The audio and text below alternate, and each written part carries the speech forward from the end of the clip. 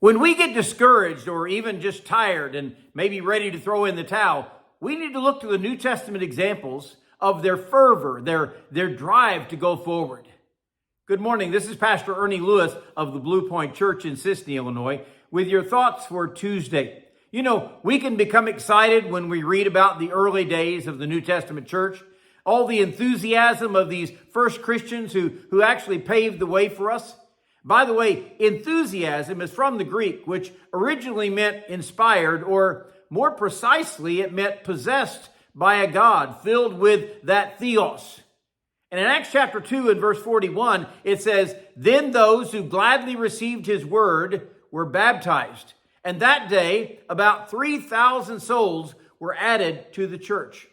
Now that is exciting result of a revival when the Holy Spirit fell upon his people. But if you consider that 3,000 were added at one time, they might have the tendency to get lost in the crowd, maybe hide behind the more active members. But verse 42 says, "And they continued steadfastly in the apostles' doctrine, in fellowship, in the breaking of bread, and in prayers. Then fear came upon every soul, and many wonders and signs were done through the apostles." I love to hear that these new converts did not get lost in the shuffle.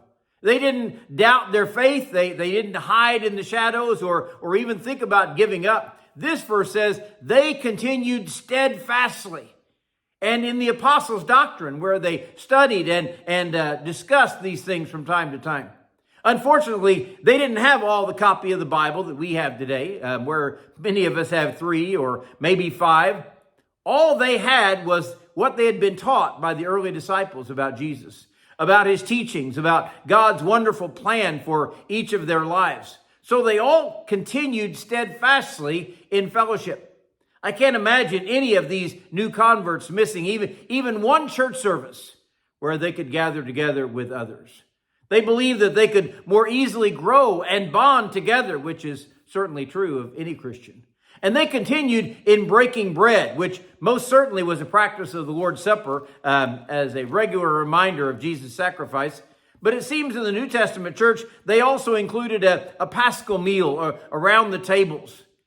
And they continued in prayers, lifting up one another and their persecutions that they faced, as well as the outreach that they were involved in for their family and their community.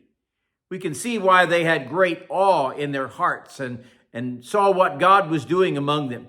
And it was this atmosphere where great wonders and signs were being done. The average church today doesn't see God at work because they aren't looking for it. The need to continue with enthusiasm and seeking God's working in our lives is so evident and so important. We need to be doing that.